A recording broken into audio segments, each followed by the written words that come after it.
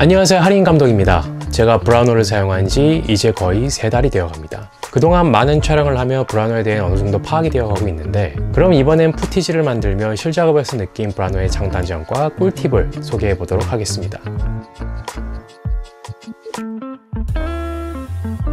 브라우노는 전 리뷰 영상에서도 말했듯이 베니스2와 동일한 센서를 사용해 8.6K의 고해상도 영상을 만들어낼 수 있는 시네마 카메라입니다. 특히 같이 제공된 2470 GM2 렌즈와 사용하면 정말 손이 벨 것 같은 해상력을 보여주는데, 화장품 관련 컨텐츠 작업을 할 때 사물의 디테일을 매우 세세하게 보여줘 만족스럽게 사용한 기억이 납니다.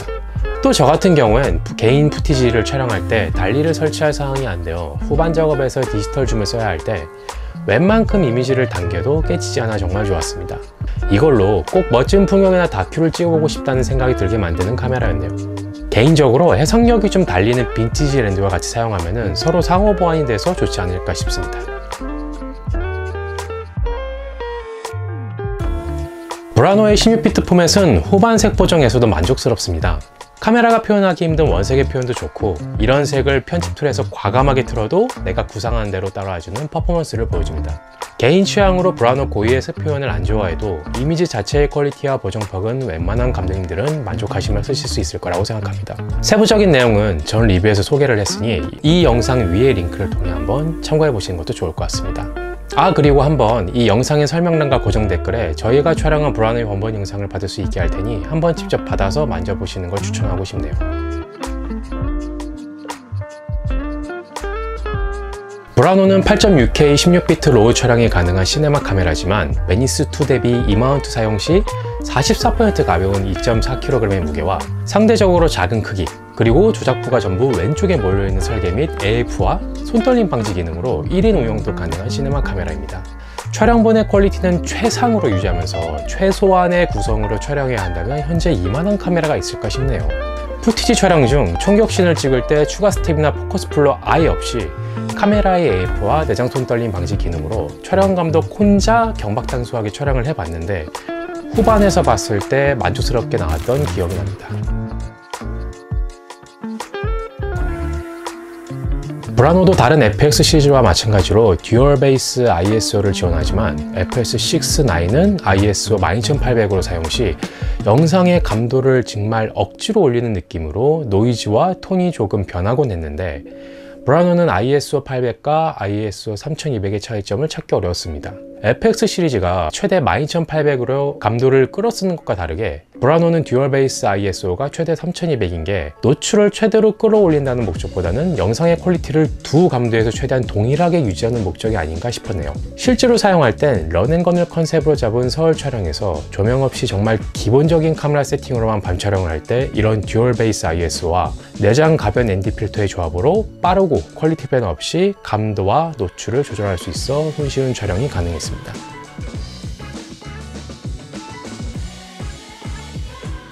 현재 브라우노는 내장 ND 필터를 사용 시 IR 컷 이슈가 있어 전체 톤이 붉게 나오는 문제가 있습니다. 그래서 IR 컷 필터 사용이 강제되는데, 빠른 런앤건 촬영도 가능한 카메라를 표방하면서 야외 자연광 환경에서 내장 ND 필터를 사용 시 렌즈에 필수로 무조건 필터 하나를 결합해야 하는 게 좀 아쉽더군요. 물론 ND 필터를 달아 노출을 잡는 것보다 훨씬 더 편하긴 합니다. 만일 야외 런앤건 촬영 시 내장 ND를 써야 된다면 필터가 파손되는 걸 상정해 여분의 IR 컷 필터를 준비하는 걸 추천합니다.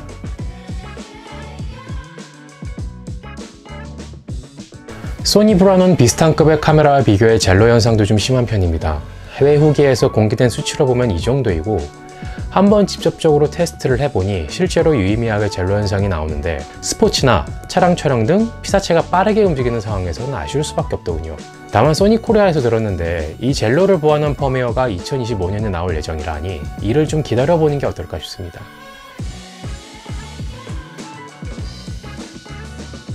베니스2는 총 3가지 로우 포맷을 지원합니다.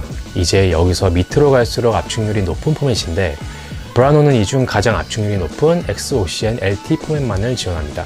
솔직히 XOCN LT 포맷이 퀄리티나 보정폭 대비 XOCN XT 포맷보다 60% 용량이 작은 등 백업 관리에서 장점도 있고, 상위 포맷과 블라인드로 구별하라면 자신 없을 정도로 큰 차이를 못 느끼고 있긴 합니다.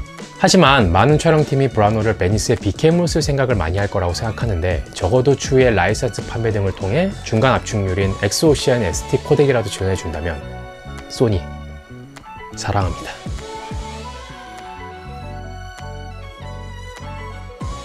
자, 이제 지금부터는 브라노를 쓰면서 사용할 수 있는 팁을 소개해 보도록 하겠습니다. 브라노는 GP VR100 스마트 그립 액세서리를 통해 런앤건 촬영 시 안정적인 파지와 카메라 조작이 가능합니다. 근데 이게 거의 250만원 정도로 정말 겁나 비싼데 만일 FX6를 쓰신다면 FX6의 그립 컨트롤러와 브라노가 호환이 되기 때문에 굳이 VR100 그립을 사용하지 않아도 거의 동일하게 사용할 수 있습니다.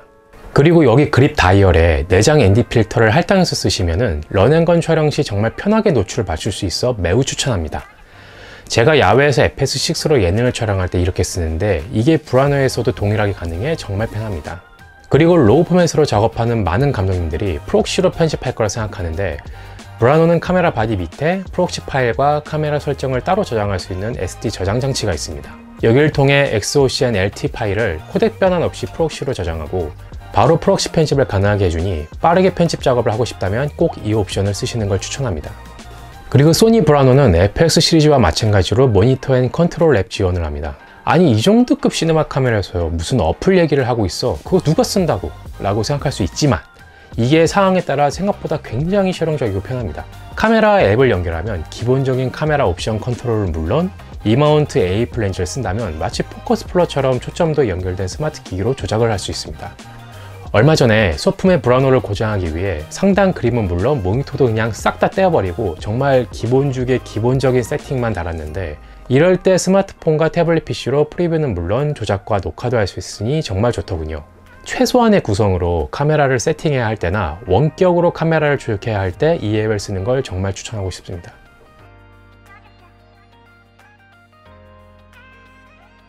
브라노는 8.6K 16비트의 로우 포맷이 필요하면서 1인 운영의 규모로 현장에서의 빠른 임기응변이 필요한 촬영도 해야 한다면 현재 거의 유일한 수단인 시네마 카메라입니다. 어느 정도 중대형 규모의 대형 프로젝트와 1인 운영이 동시에 가능한 새로운 분야도 만들어냈다고 생각하는데 그만큼 각 분야에서 최고의 모습을 보여주지 못했다는 생각도 듭니다. 다만 이를 하나의 카메라로 해결하고 싶은 프로덕션이나 프로젝트면 크게 빛을 발하지 않을까 싶네요. 원래 처음에는 브라노로 단 하나의 푸티지 개인 작업만 하려고 했는데 브라노를 좀 진득하게 사용해보니 시네마틱한 영상과 런앤건 작업이 동시에 가능한 특성에 맞춰 두 가지 특성을 가진 작업을 하게 되었습니다.